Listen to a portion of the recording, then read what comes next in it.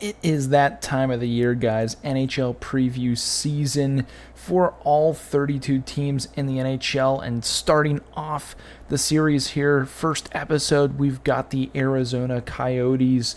We're going to dive into their record, stats, and everything from last year, as well as predict and see what I think they're going to do for this upcoming season. But man, oh man, what a year it was for the Arizona Coyotes last year, moving into the new arena, Mullet Arena, playing great, honestly, for a team that I thought would be one of the worst in the NHL. They weren't too terrible. Obviously, they were still pretty bad. Finished the year off with 28 wins, 40 losses, 14 overtime losses for a total of 70 points. Not too crazy when it comes to team stats as well. Leading point getters, obviously, Clayton Keller, Nick Schmaltz, Maselli, very good stuff from him. Krause, Barrett Hayton, we'll be expecting big years from all of those guys this upcoming season. But again, in the desert, they definitely made some moves this off season. Looking at cap friendly right now, again, looking at the contracts for the team this upcoming season. Again, last year, nothing too crazy. They found a way to get some points. Again, 70 points is more than what they've had in the past.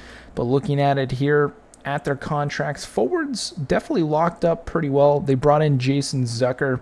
They signed him this offseason. They brought in Kerfoot as well. Going to be interesting to see how all of those guys work on the squad. Looking at the contracts for their team overall, forward-wise, isn't too crazy. Again, Logan Cooley going to be coming in for a full-time year. Dylan Gunther coming in for a full-time year this year. Going to be interested to see how those guys play. Nick Bukestad coming back. Obviously, they signed Matt Dumba, Sean Dursey, Troy Stetcher, bringing those guys in. Going to be interested to see how Victor Sodstrom does this year in a full year. And then between the pipes, Vilimaki, and they also claimed Connor Ingram at some point. So excited to see that. But again, looking at their contracts, all of their defensemen are up after this year. Is it one of those prove-it years for Sean Dursey? I know he's more of a depth defenseman for the Kings. Is this his chance at 24 years of age to get a big-time contract? We've got Matt Dumba trying to prove something at that old age. J.J. Moser, see what he can do. Vilimaki, another young defenseman. So they've got a decent young core of 4 defensemen, and then some 3 older guys with Stetcher, Brown, and Dumba. Up front, majority of the guys are pretty young. Zucker and Bukestad kind of old, and you've got Travis Boyd thrown in there. Liam O'Brien, kind of a scrappy type player. But other than that, Clayton Keller, 25. Schmaltz, 27. Lawson Krause, 26.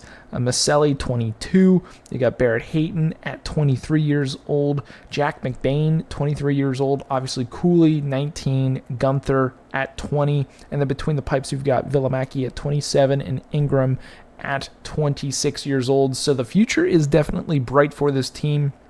When it comes to cap space, as of right now, they have, according to Cap Friendly, 3.9-ish million left in cap. That's maybe enough to bring in another decent type player, but at this point, do they even really need to bring in anybody? I've got the projected lines on the screen right now for the Coyotes. Obviously, top 2 lines looking pretty solid there. Interested to see how and why they have Kerfoot sitting there on the third line. Again, more of a depth type player. Can Nick Bukestad have a pretty solid season? Can Barrett Hayton perform well, play for a solid contract, because he will be a restricted free agent after this year? So can he get that bridge deal potentially if he can get anywhere around 40 points, 40, 50 points? I know last year he had 43, so if he can maybe hit that 50 to 55 mark, I think that'd be pretty good for him. Lawson Krause, another stellar performer last year, 45 points. If he can consistently get that, I think over the next couple of years, look out for Lawson Krause to really earn that $4.3 million contract. Maybe need him up in the $50 million range. Maselli, 49 points last year. Going to be interested to see what he can do this year, maybe take another step. His contract is very good next 3 years at $3.425 million. If he can be around that 55 to maybe even 60 point range, I think that would be a huge boost for the forwards. Clayton Keller had 86 points last year. Can he step up and have a big year this upcoming season? If the Coyotes want to have a chance to push for a potential playoff wildcard spot, they're definitely going to need him to step up and find a way to get it done when it comes to points and really leading the team. 86 points again last year. They need him around 90 to 100 if they want a good shot at making the playoffs. And in between the pipes, they need goaltending to play big.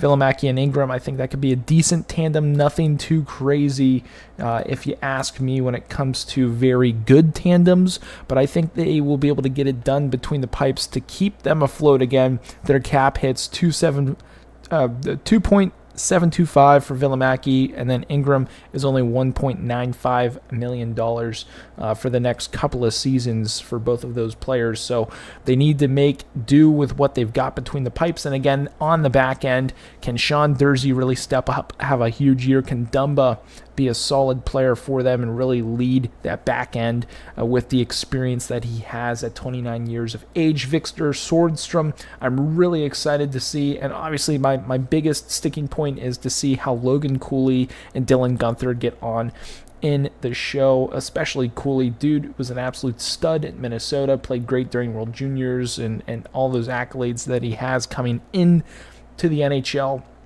Going to be interested to see the Pittsburgh native, see what he can do for the Arizona Coyotes. Again, last year they finished pretty much at the bottom of the conference.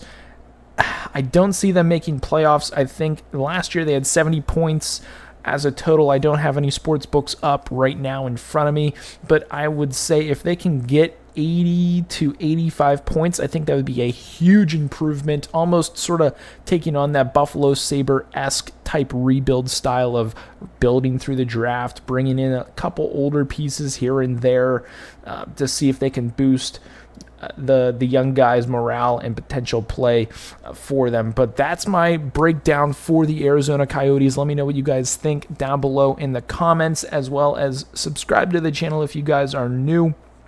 And if you guys are already subscribed to the channel, be sure to tell your friends, get them to subscribe and join the community. We're growing like crazy. We got a bunch of different promotions available for you guys, but that's going to be it for this episode today. If you guys again enjoyed it, drop a like. We'll be having more videos come out. We're going to do the Western Conference by division first, then we'll finish off with the Eastern Conference by division, and then we'll get into the regular season. Again, hockey's right around the corner. Super excited for it. I hope you guys are as well. But that's going to be it for this one. I hope you guys have a good one, and as always, stay dusty.